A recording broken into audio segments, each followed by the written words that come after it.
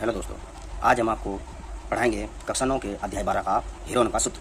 Heron का सूत्र से आप किसी भी त्रिभुज का क्षेत्रफल बड़ी आसानी से निकाल सकते हैं। इसमें आपको यह नहीं देखना होता है कि त्रिभुज वह किस प्रकार का है, समकोण है या न्यूनकोण है। कोई भी त्रिभुज हो आपका, समबाहु, द्विबाहु, समद्विबाहु, कोई भी त्रिभुज हो किसी भी प्रकार का, आप उस त्रिभुज का क्षेत्रफल इससे आसानी से निकाल सकते हैं। हीरोन का सूत्र जो होता है वह होता है त्रिभुज का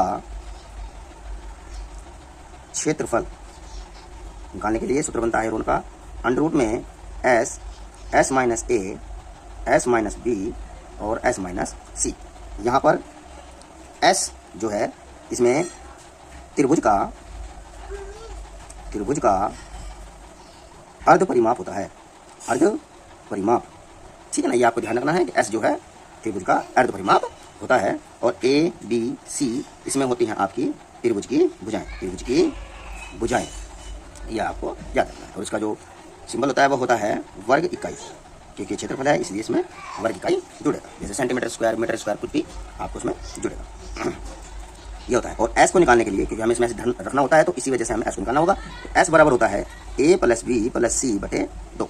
तीनों भुजाओं को जोड़ करके 2 से भाग दे देंगे तो उसका अर्ध परिमाप निकल के आ जाएगा, यानी कि एस का मान निकल करके आ जाएगा। जैसे हम आपको एक उदाहरण देकर समझाते हैं सवाल निकालने के लिए। त्रिभुज की जो भुजाएं हैं, मान लीजिए हमने मान लिया त्रिभुज की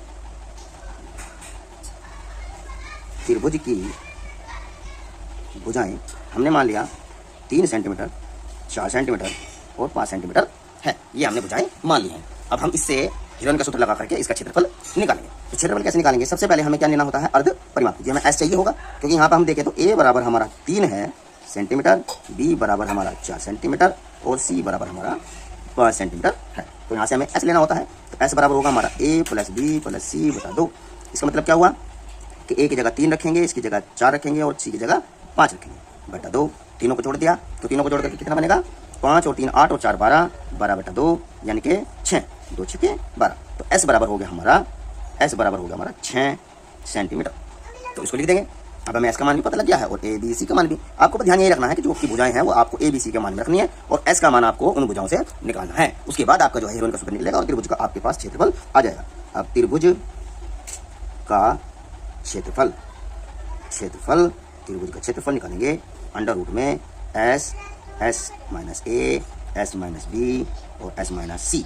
इसमें जब रखेंगे तो एस की जगह रखेंगे 6, ब्रैकेट यहाँ भी 6 माइनस 3, यहाँ 6 माइनस 4, फिर यहाँ भी 6 माइनस 5 और इसका अंडर रूट लगा देंगे। अब ये 6 तो चुका, तो 6 में से 3 गया, 3 बचेगा। देखो जब ब्रैकेट लगा होता है तो इसका मतलब ये समझ लेना होता है कि इसमें यहाँ पे गुना लगी हुई है। तो 6 के बाद यहाँ ब्रैकेट है, इसका मतलब यहाँ गुना का चिन्ह है। 6 में से 3 गया बचा 3, यहाँ भी ब्रैकेट है तो गुना का चिन्ह। 6 में से 4 गया 2, यहाँ भी ब्रैकेट है तो यहाँ भी गुना का चिन्ह। 6 में से 5 गया 1।